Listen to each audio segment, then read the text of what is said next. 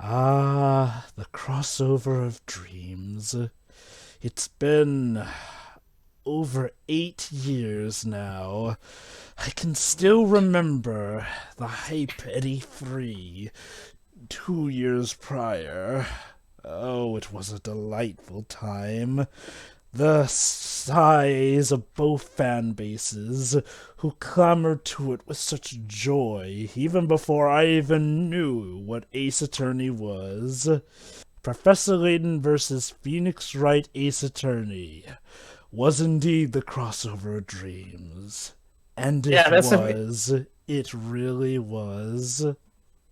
here's a fun thing, everybody. You can thank both me and Teo for this playthrough, kinda, because Teo introduced this attorney to Jovah, and whereas I introduced Layton to Jovah. So we're both of us are to blame for this. Yeah. Now, Yeah.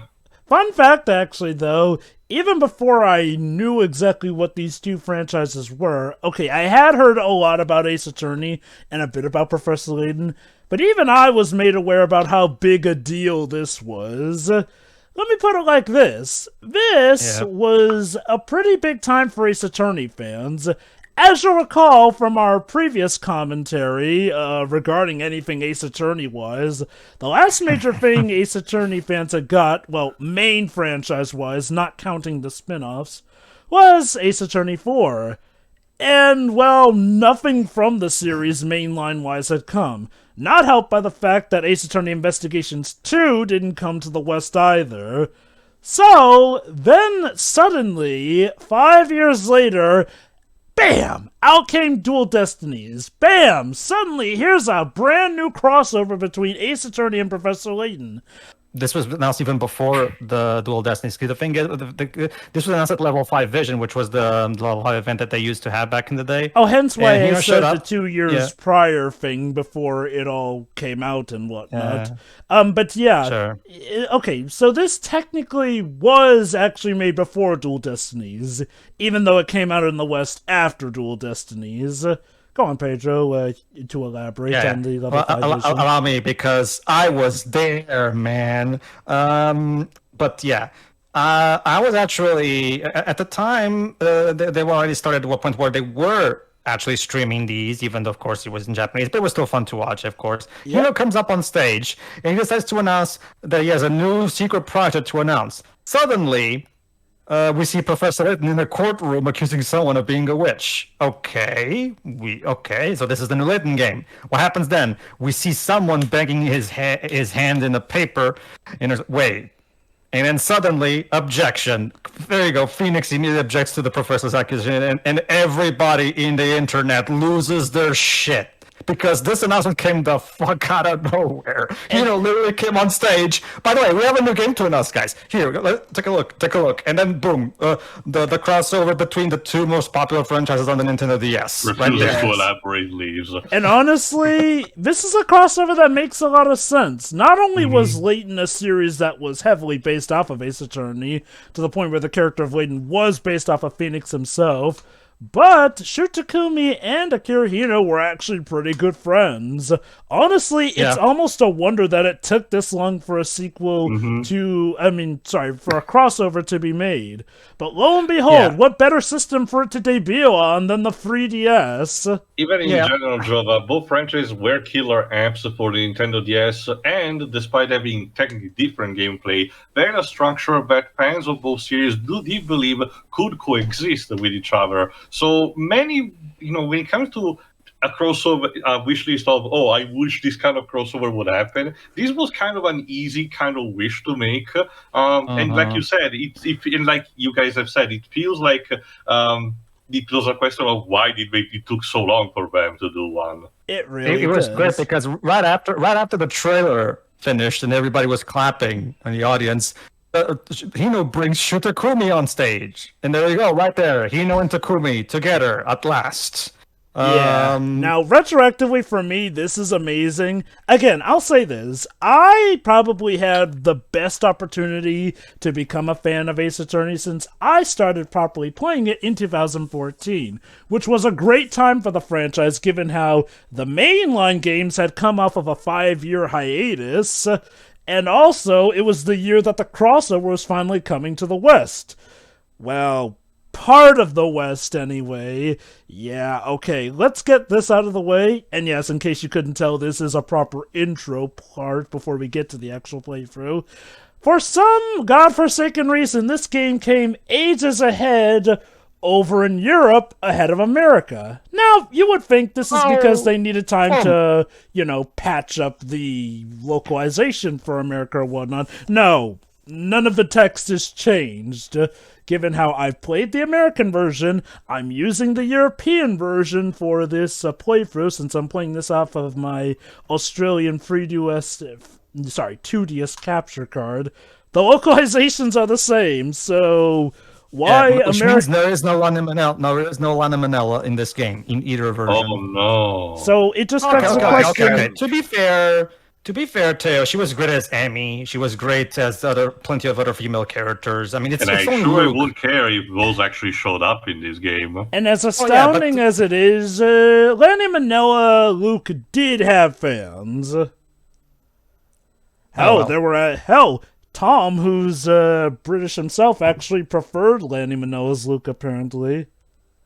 Jovah, how exactly did this crossover come about in the first place? All right, it's time for a little bit of POV backstory. So, let us start with the mindset of one Akira Hino. So, you're Akira Hino. Life's pretty good for you. You've been making quite a few bucks off of your Layton series, which is stunningly sold gangbusters on the Nintendo DS. So, you go into the 3DS era.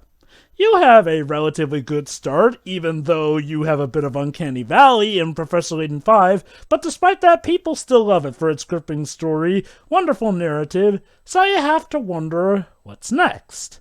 So, you start to think up a very, very ambitious idea.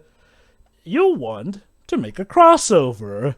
With who else? Your friend Shu Takumi, with his own stunning series, Ace Attorney. But doing this might be a little tough, you see. But, against all odds, it manages to happen. You manage to get Shu Takumi in an office where you actually are about to pitch to him the very idea for a crossover. And amazingly, he agrees. Things go well. Jovah. Hold on, Jovah. There was one detail that don't worry. Don't worry. I'm going to get to that detail in a later POV section. You'll see. So again, everything goes well.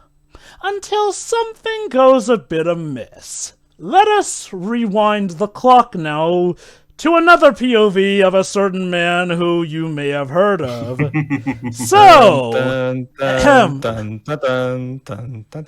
Okay, to be fair, this is before he became that. So, you're KJ Inafune. You're the top dog at Capcom, more or less. Under your tutelage, Capcom has become quite a juggernaut in the video game franchise era, to the point where they, more or less, hand the reins off to you as to how to reinvigorate themselves when things aren't going that great. You have some good ideas, and then you have some very weird ideas that clearly do not read the room, like handing off a lot of these games to more Western devs, thinking that your Western fans want things completely different from how their franchises have been, which will culminate to, of course, your ever-so-wonderful success, DMC the Reboot. But we're not here to talk about that travesty today. No. You've got big plans. And you know what? So far, they seem to have worked out well. Sure, you don't exactly have the best relationship with Mr. Shu Takumi after you kind of strong-armed him into making Ace Attorney 4, but it's not like he won't ever talk to you again. So, as the one in charge of Capcom, you tend to be the one who handles a lot of communications between other companies and whatnot. And that's when Level 5 contacts you. And you get an interesting idea. A lovely idea. Collaboration on this very own project for a crossover. What could possibly go wrong, you think? As long as you do your job right, everything should go well. So you do. You schedule the meeting, and against all odds, it manages to succeed. So, as I said, nothing could go wrong so long as you don't do anything stupid. Oh wait, you're suddenly leaving Capcom. For relatively petty reasoning. You believe that the Japanese dev community is pretty much going to go out of business and that there is no future for the Japanese side of development. No, seriously, true story, he honestly thought that it was on its way out.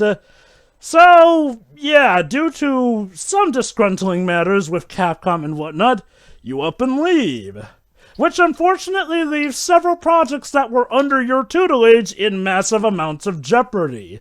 Hell, some of them get outright cancelled. The Legends fans are still crying blood these days. So, that brings us back to one more POV. Let us rewind the clock once more. So, you're Shu Takumi.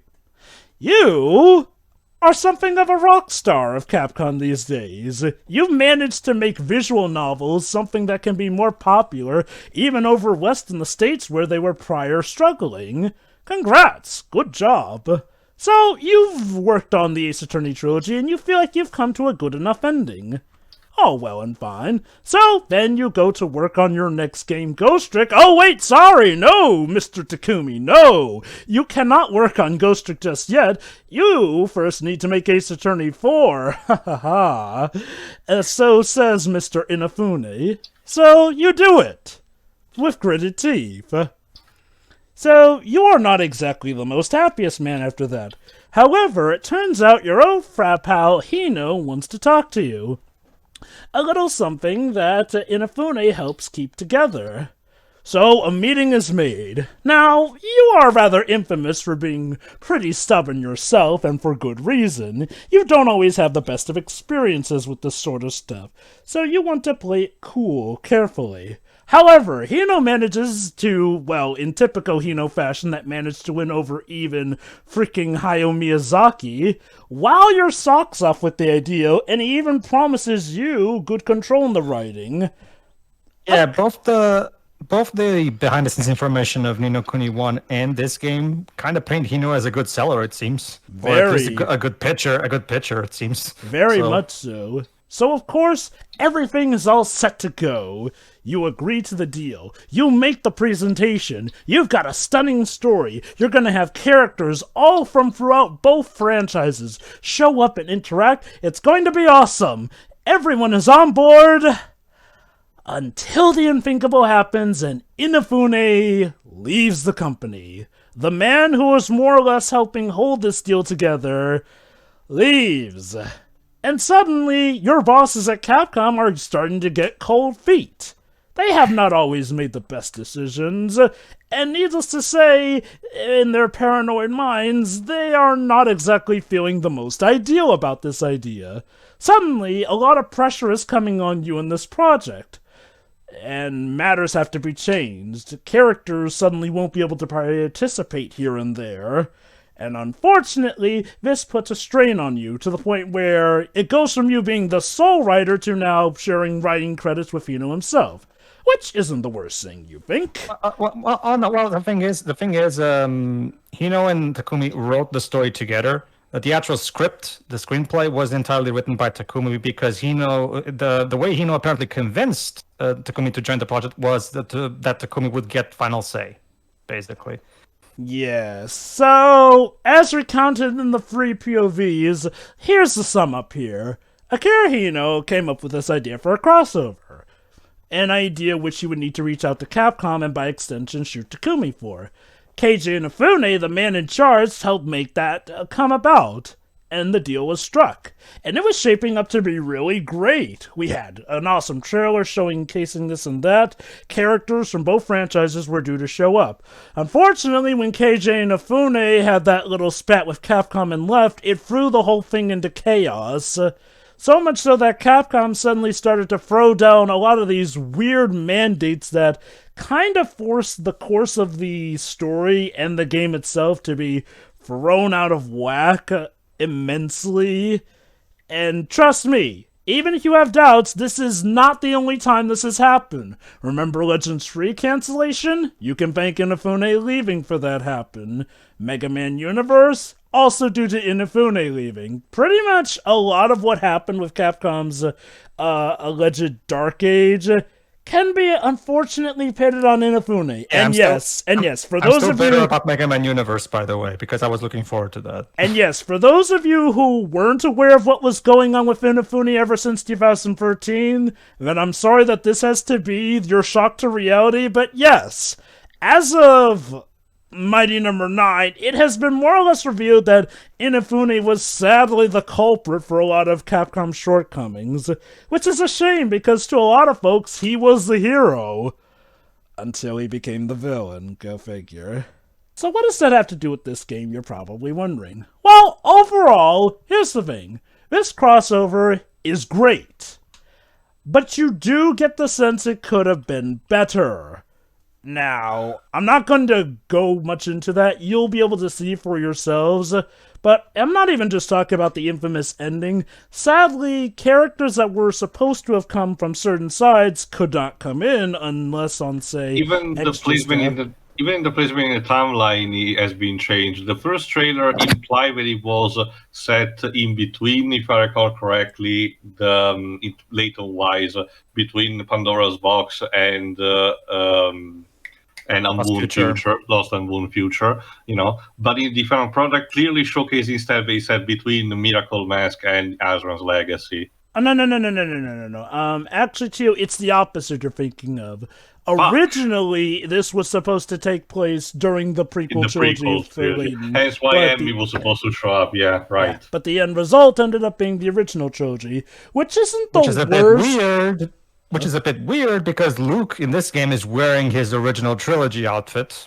But whatever. No. He felt like a change of clothes. No, Pedro. The deal is the end result was that this ended up taking place in the original trilogy.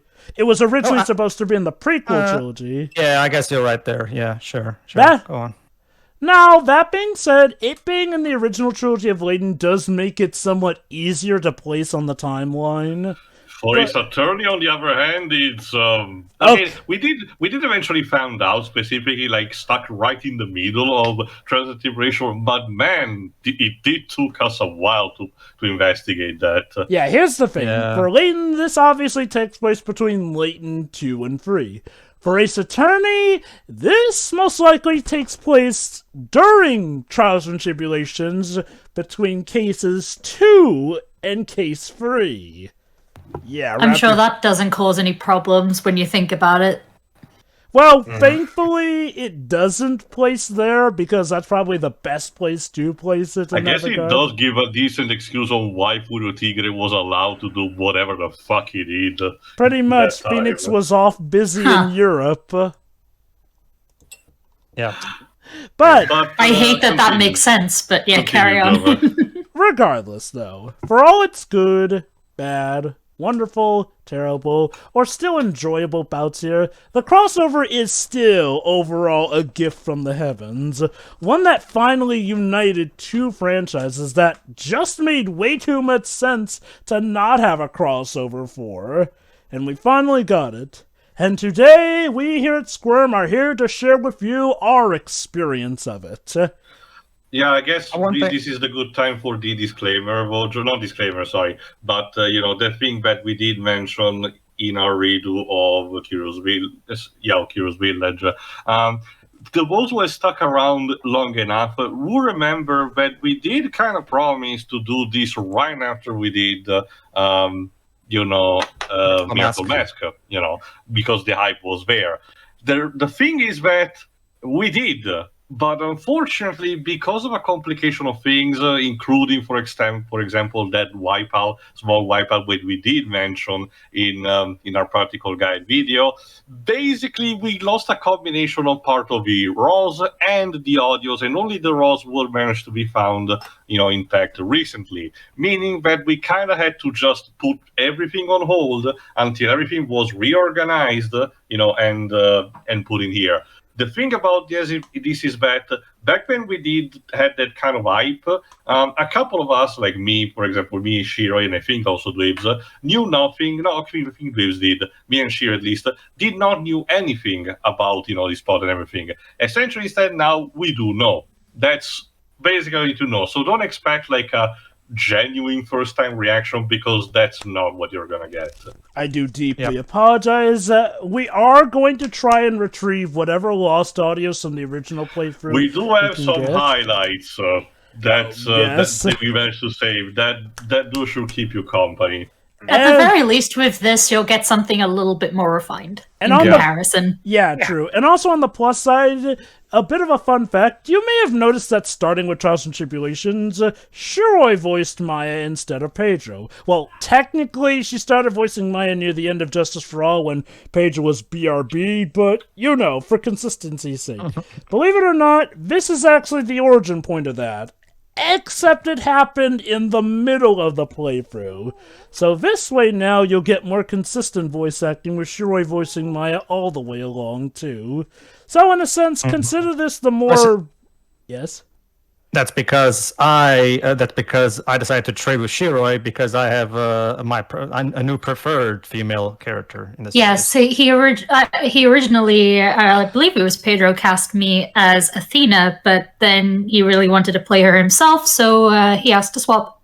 Although, didn't we end up then giving Shiroi the role of Athena for another reason or whatnot? Because then you had be discussed another when character. we get to Dual Destinies. Right. So anyway, So yeah, that's the bits here and there. Now, one other thing, you may have wondered why we didn't showcase the trailer for this. We do show the trailer, but it's during the playthrough. Trust me, if we showed you the original trailer at this part, actually, and you have not followed this game beforehand, you might have been a lot more confused with how things turn out. But don't worry. What Jovah said is true, because in general, you don't really need it, or even worse, it's going to be counterproductive because the final product barely reflects what the trailer showcases. Yeah. Well, okay. To be fair, you can tell that trailer was made when the project was at the beginning of its development, so obviously, it still shows the basic concepts, Professor Layton and Phoenix are together, and there's witches. So the basic concepts are there, I think it's mostly because it was early in development, so they didn't have actually finalized stuff. Well, okay. To be more specific, it was actually during the part where development was going fine before Inafune left. At least Inafune strike. Yeah, at least that's my bit over there, because, again, given what's been revealed, it is more or less apparent that we were going to get something vastly different. Now, mind you, some changes probably did come naturally, but a lot did not. And trust me, we'll have a part to talk about that. But for now, this intro should be enough. So, I actually wanted to add just one thing, by the way, in terms of the gameplay of this game. Go on. This game was co-developed with, Hino's Layton team and Shutakumi's Ghost Trick team, because right after finishing Ghost Trick, they went on to do this. It's funny, because that Ghost Trick team would then go on to do something interesting after this crossover, now wouldn't they? That's what I was about to mention, Shutakumi went on to, with his team and even the same composer, to work on the Greatest Attorney duology. And guess what? That duology brings back the multiple witness gimmick from that premiered in this game. So it kind of works as a spiritual successor to this game. So I do recommend getting those. They're really good. I don't think they're the best games in the series personally. I still prefer 3, 5, and 6, but they're still very good. You know what's funny? Back when we originally did do this commentary back in 2015 to 2016, The Greatest Attorney was first being released. And let me tell you, back then, no one thought that or later on in 2017 its sequel would come overseas. But I held out hope, even when everyone called me crazy for believing it would get localized. I held out hope. And look where we are now. Thing has a flipping physical release overseas. Europe got it first, though. Kudos. Shall we? So, without further ado, ladies and gentlemen, sit back, relax, and enjoy the show.